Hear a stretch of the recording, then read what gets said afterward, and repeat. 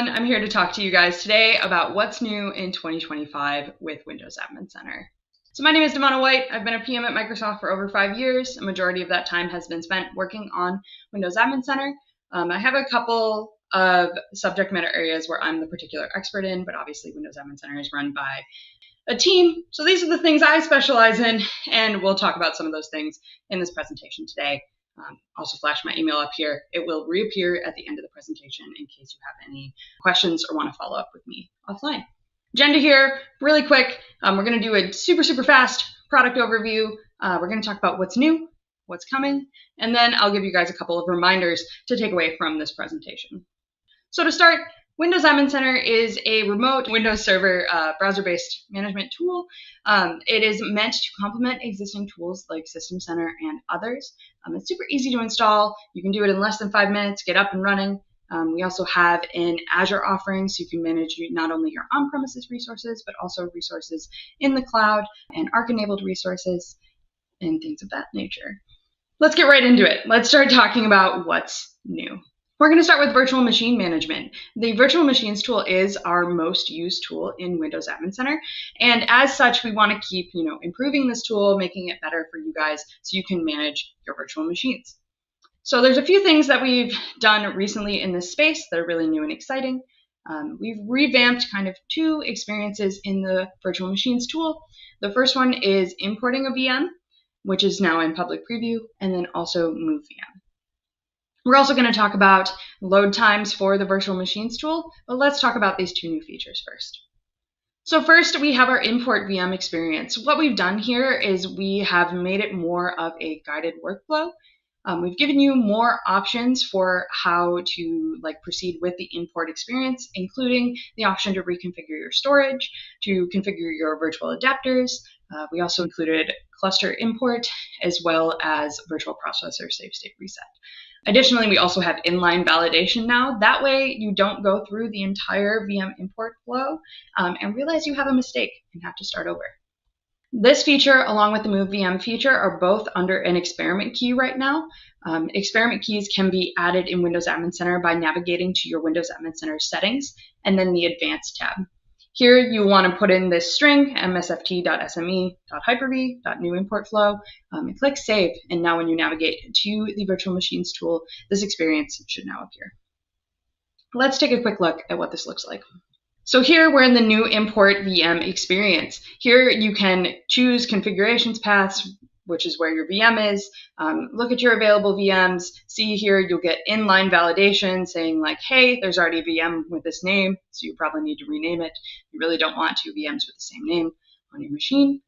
Then you'll be navigated to the storage tab where you can do things like configure machine data in a singular location, in a different location, and then you're navigated to network, where you can configure your virtual switches, and then you get to review and import.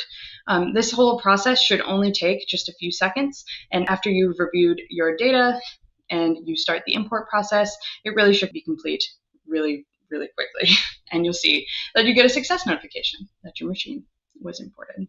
Next, we have our Move virtual machine experience. We've been working on 2 scenarios in this space. The first is moving your VM storage, and then we've also been working on moving a VM within a cluster. Again, we've made this more of a guided workflow with some additional configuration options to make it easier for you to go through this experience. So here in this experience, especially for the Move storage, we do have the option to access your storage configuration. We've redesigned the storage migration experience. And then for both the Move VM and the Move VM within cluster experiences, we have introduced, once again, inline validation to make sure that you're not going through the entire process, make a mistake, and have to start over. We know your guys' time is pretty valuable, and we want to respect that. So let's take a look at what these 2 things look like. First, we'll start with Move VM storage. So here you'll see we have the option to move a machine's stored files. We're going to move all the files to a single location. That one's pretty easy. We pick a path for the VM files. We look at our stored files here, and we can just kind of review and move. If we want to move the machine's data to different locations, then obviously we have to go through our file system, select the directories where we want to move specific items, and then once again we can go to review and move. This will start the process of moving the storage or moving the VM in a cluster, and you can see that this doesn't take that much time at all. Next, we have moving a VM within a cluster. This one is also pretty straightforward. Once again, you get the option of migration types, either live migration or quick migration. Then you select the server that you want to move your VM to.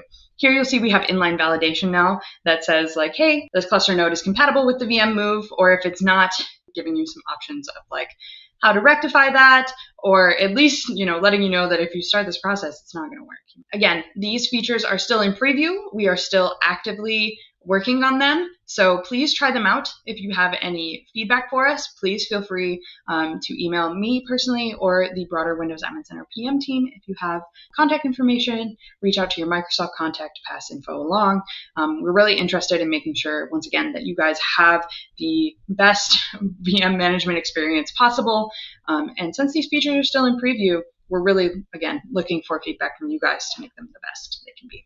One other thing I want to talk about is our updated VM inventory page. So we now have a toggle on the VM tool that allows you to load this new inventory. This new inventory load is the most responsive one yet. It's incredibly fast, loads your inventory at a fraction of the time. You also are able to see a bit more information on the inventory page, including your VM's OS and FQDN. Additionally, it's really easy to do things like search and group VMs and view them in different ways. We understand that some of you may have a lot of VMs running on one machine. That can be pretty difficult to navigate, especially if you have to go through one by one and you've got to scroll, forever to get to the VM that you're looking for. And if you don't like this for whatever reason, we are still giving you the option to switch back to the experience that you're more comfortable and familiar with. So let's take a look. So if you navigate to the virtual machines tool, you'll see that the VM inventory loads pretty fast. We're going to do some sample groupings here. If we group by state, obviously everything is organized by stopped, running, things of that nature. We can also search, and the search is pretty quick, pretty fast. The details appear pretty quickly. We have some new information there as well. And now if we load the detailed view, you'll see that we have a bunch of additional information in this view as well. So this is kind of a new experience that we had rolled out a little bit ago. Still looking for feedback on this as well. If you guys have any comments, concerns, questions, once again, please feel free to reach out. So how might this compare with inbuilt tools like Hyper-V Manager, you might ask? Well, as you can see, these improvements that we've made recently to the virtual machines tool means that our virtual machines tool loads in about the same amount of time the same VMs would load in Hyper-V Manager. And that's pretty cool. We know you guys use Hyper-V Manager still, like Hyper-V Manager, or maybe you don't, and you've given us a lot of feedback on the performance of the virtual machines tool in Windows Admin Center. And we know you guys want to be able to use Windows Admin Center for more than what Hyper-V offers today. So we hear you. We're still making these performance changes. We're trying to make sure that Windows Admin Center is just as good as the legacy tooling is today. Next, I want to talk about security. We've made several improvements to the security tool, and I'm going to start today by talking about the security baseline. Microsoft provides a security baseline for Windows Server with hundreds of security settings. We've created an experience to implement security based on Microsoft recommended security baseline and industry best practices. You can apply the security baseline throughout the device lifecycle, starting from initial deployment, using Microsoft-provided PowerShell tooling or Windows Admin Center, supported by the new security configuration platform, OSConfig. You can also leverage the inbuilt drift control mechanism, one of the salient features of the security configuration platform, which helps ensure that the system starts and remains in a known good security state. Let's check this out. From the new Security Baseline tab in the Security tool, you can monitor all your policies and see which ones are not compliant. You can select which baseline type you want to address, and then select as many policies as you'd like. After clicking the Apply and Maintain button, all these policies will be applied, and our OSConfig module will ensure that your system starts and remains in a good known security state, thanks to our inbuilt drift control mechanism. Next, I'd like to talk about silicon-assisted security. If you're familiar with the Secured Core experience, then you're going to love our new silicon-assisted security tool. This includes the secure core requirements along with the minimum recommended hardware requirements for Windows Server 2025. We've heard your feedback, and as a result, we've consolidated this into a singular view to streamline the configuration experience. Again, this is another experience that is currently under an experiment key. But let's take a look. From the Silicon Assisted Security tab, again, another new tab in the Security tool, you can view all the familiar secured core requirements. We have separated them into two buckets. There's the informational features, which are ones that may not be applicable or require changes outside of the tool. And then we have the configurable features, which are what you can apply and enable from within the Windows Admin Center security tool. After clicking Apply and Maintain, the table will refresh and update, indicating either a compliant state or a pending reboot for the feature to take effect. Finally, in security, I would like to talk about Windows Lapse Management. So Windows Local Administrator Password Solution, otherwise known as Windows Lapse, is a Windows feature that automatically manages and backs up the password of a local administrator account on your Microsoft Entra joined or Microsoft or Windows Server Active Directory joined devices. You also can use Windows Lapse to automatically manage and back up your Directory Services Restore DSRM account password on your Windows Server Active Directory domain controllers. An authorized administrator can retrieve the DSRM password and use it. So let's take a look at what this looks like in Windows Admin Center. Now you can use Windows Lapse to manage your passwords on your Lapse-enabled machines within your domain using Windows Admin Center. With this tool, you can reveal and copy passwords of a given machine. You can view the corresponding password expiration time and update the timestamp. Not only that, but you can set the expiration time and reset passwords for multiple machines at a time, making password management and authentication more secure, simpler, and efficient. Now that we've gone through some of the new things that we've released recently, let's talk about what's coming next. First, we have the updated import and export connections experience. We know that this experience is a vital one, even if it is often used at a time where you are having to do something you really don't want to do, like reset up your Windows Admin Center gateway. That being said, we do want to make sure that this experience for you is as simple and easy as possible. We do know that there are scenarios where you may require multiple machines that run in Windows Admin Center gateways, and we want to make sure that you can get yourself up and running as fast as possible. So to do this, we now have new buttons built into the connections page action bar, and you are able to import and export your connections as a CSV with just a click or two. Let's take a look. You can see that we have this new import connections button on the all connections page. When you click it, you're going to get a CSV of the current connections you have in Windows Admin Center, and this includes information like tags and group ID. You can modify this CSV if you choose, and then import it again using our new UI experience. When you do this, it will also import that same information like your tags and group ID. In this example, we're using a different file to import, just so you can see that this really works. It's really a live demo. So you can see that these connections are now added to your all connections list. And when you go to click import or export connections again, you will receive a new CSV that does contain the connections that we have just imported, including tags that have characters that are often a little bit difficult to use and import and export previously. Next, we continue to have new virtual machine management features. So what we're working on next is a new and improved virtual storage management experience. I don't have a demo of this today, but I do want to talk a little bit about what this is going to include. This is going to include added disk information on the VM details page, making it easier for you to view information about your virtual hard drives. We also have a new VM storage settings experience that allows for better storage management. This includes adding and removing storage controllers like SCSI controllers, adding, removing, and managing drives, and a lot of functionality within that space, as well as the options to optimize, inspect, and replace a disk. So that's something we have coming up soon. We have even more virtual machine management features in the pipeline, and I'm excited to talk to you guys about those as soon as we are ready to share. Next, let's talk about Windows Admin Center in Azure. Our Windows Admin Center and Azure Portal offering lets you manage your Azure IaaS VMs and Arc-enabled infrastructure. The Azure IaaS VM offering is generally available today, and the offering to manage Arc-enabled infrastructure is in the public preview state. Our offerings provide you simple one-click deployment and connection experiences that make the management of your on-premises and cloud infrastructure possible through the single pane of glass that is the Azure portal. Once you've deployed an IaaS VM or onboarded your machine to Azure Arc, there's no reason to go back to on-premises if you don't want to. There's no reason to think about how you can connect to VPNs or RDP in your machine or any of that anymore. It's all provided through the experience that we've built for Windows Admin Center in the Azure portal. This offering has a lot of unique features that are currently specific only to the Azure offering, which provides a ton of additional benefit to you as a user.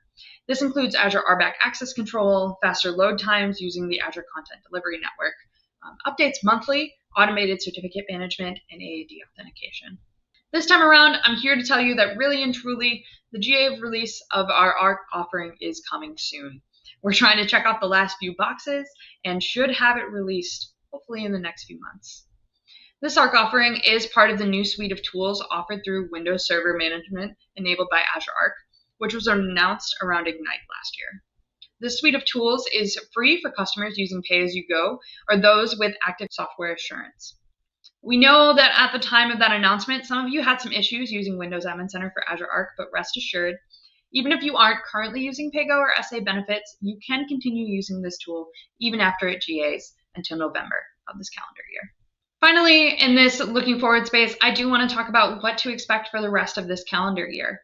We are working on restoring high availability installation and management support for Windows Admin Center. We are also continuing to invest in both our virtual machines tool as well as our security tool experiences. Additionally, for those of you who develop Windows Admin Center extensions, we are still planning on doing an Angular upgrade this year. The Angular upgrade will probably be to Angular 18. And when we upgrade our platform, we'll make sure the SDK is updated as well to have an update script included to make it easy for you guys to upgrade your extensions to Angular 18. Additionally, we are working on updating our documentation as well. This includes updated installation and troubleshooting instructions, especially around certificates and certificate management. We are working on updating our known issues page, but that takes a bit of time, so please bear with us.